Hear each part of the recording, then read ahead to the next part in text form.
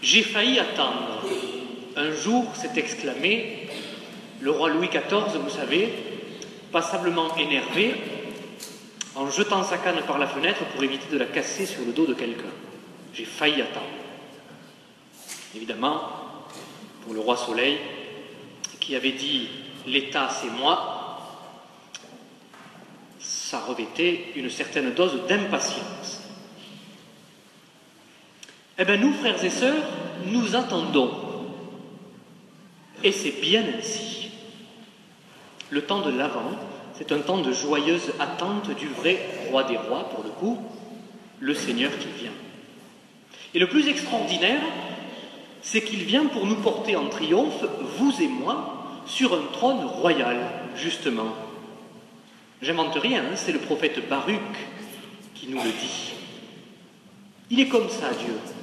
Il nous veut tous rois. Il nous veut tous à la première place dans son cœur.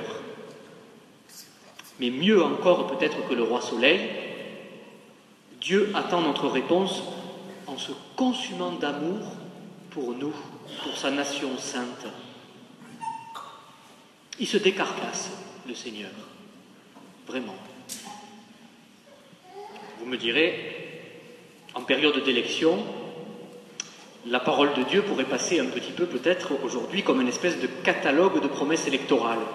Tout ravin sera comblé, toute colline sera abaissée, vous verrez, tout ira mieux demain, grâce à moi.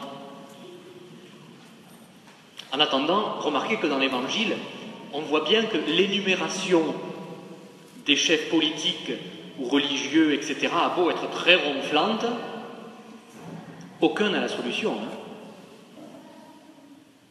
Mais quand Dieu dit, lui, il fait. Alors, 2 mots pour aujourd'hui, dans notre attente pendant ce temps de l'Avent. Confiance et engagement. Voilà quel est le contenu de l'attente chrétienne. Confiance et engagement. La confiance en Dieu, c'est avant tout une attitude de pauvreté intérieure. Heureux les pauvres, ils verront Dieu. Quelle belle béatitude. Voir, c'est posséder dans la Bible.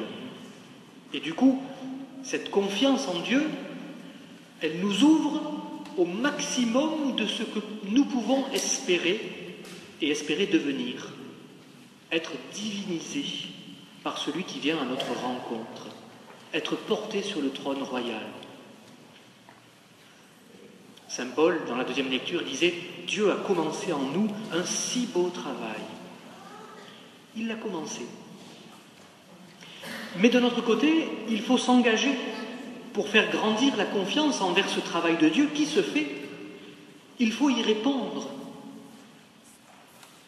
Hier, non, avant-hier, 4 décembre, c'était la Sainte Barbe.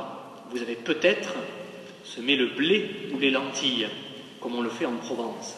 Si vous ne l'avez pas fait, ce n'est pas encore trop tard. Hein. Rattrapez-vous, c'est toujours possible.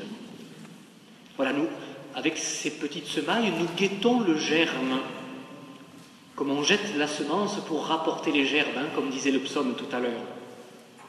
En tout cas, dans ces semailles, voyez que vous avez pu faire, il y a de la confiance et il y a de l'engagement. C'est à cela que cela m'a fait penser personnellement. Tous les deux nécessaires pour nourrir notre attente, parce qu'évidemment, une fois qu'on a semé, il va falloir attendre que ça pousse. Mais on a cette confiance que ça va germer, que ça va sortir.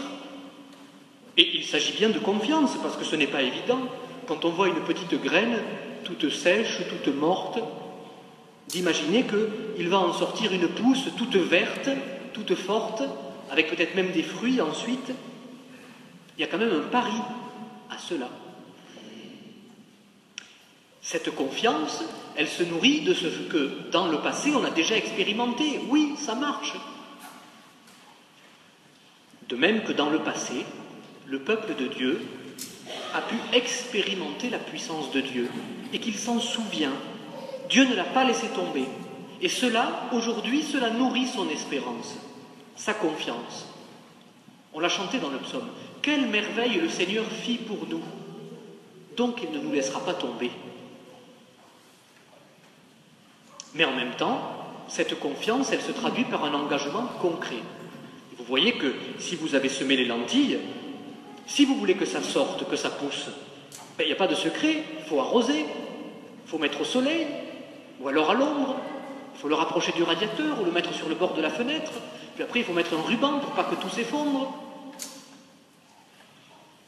Et alors là, oui, dans ce cas, parce que nous nous serons engagés, sur la table calendale, sur la table de Noël, nous aurons nos coupelles de blé ou de lentilles qui pousseront bien vertes, bien droites et qui lanceront leur vie vers le ciel.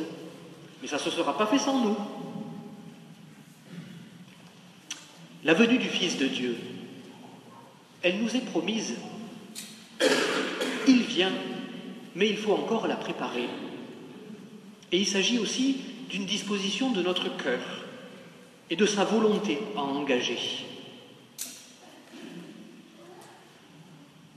Ces textes de la parole de Dieu, voyez, ils suscitent en moi le désir de m'engager à habiller mon cœur de lumière pour la venue de ce Dieu. Habiller notre cœur de lumière pour la venue de Dieu.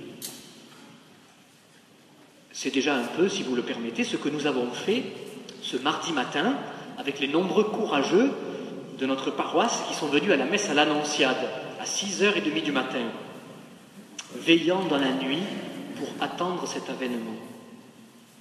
Voyez, ce mardi matin, les cierges qui seuls éclairaient la chapelle et qui se reflétaient dans la pénombre des dorures un peu patinées de cette belle art baroque, m'ont vraiment fait méditer sur cela, habiller son cœur de lumière. Regardez ce très beau texte du prophète Baruch que nous avons entendu, qui écrit, rappelez-vous bien, alors que Jérusalem a été dévastée, alors que le peuple a été déporté, et donc qu'à vue humaine, il n'y a plus d'espérance, c'est la ruine. Quitte ta robe de tristesse. Dieu va déployer ta splendeur partout dans le ciel. Regarde vers l'Orient. Dieu conduira Israël dans la joie, à la lumière de sa gloire.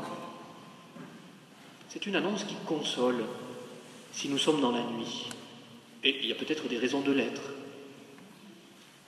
C'est un retournement complet de situation que Dieu accomplit, qu'il prépare et qu'il veut mener à son terme.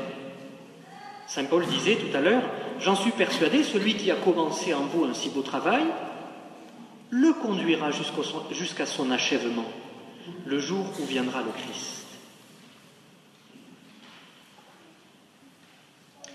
Mais voilà, vraiment, Dieu ne veut pas nous sauver sans nous. Mes amis, pendant ce temps de l'Avent, nous avons à nous retrousser les manches. Nous avons à travailler pour la venue de ce règne de Dieu. Arrêtons de croire que ça va tomber tout cuit du ciel comme ça, comme la préparation de l'Église qui devrait tomber toujours tout cuit de la préparation du travail du clergé. Non. Ce que prêche Jean-Baptiste, vous l'avez entendu. Ce n'est pas un marathon à plan de campagne ou une séance de thalasso pour que Noël soit mieux réussi. C'est un baptême de conversion pour le pardon des péchés.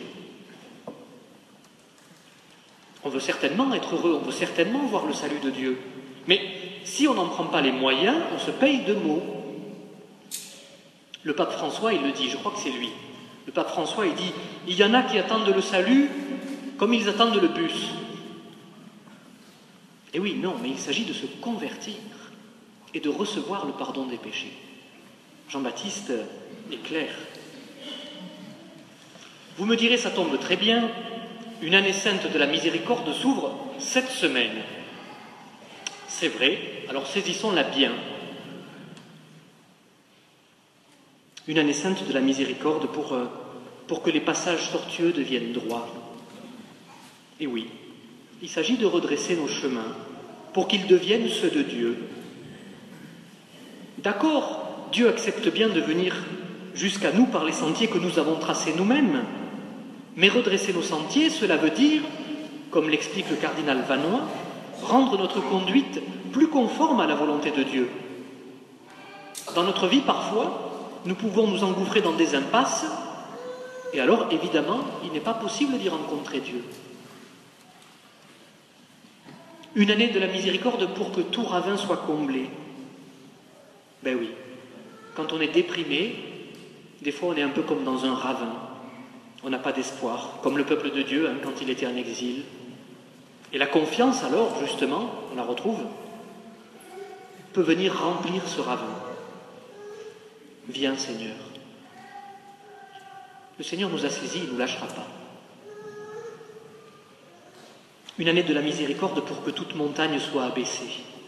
Bah oui, les montagnes d'orgueil, d'autosuffisance, alors qu'en réalité, nous dépendons de Dieu et que nous sommes entre ses mains. Sans doute, ne faisons pas trop les malins.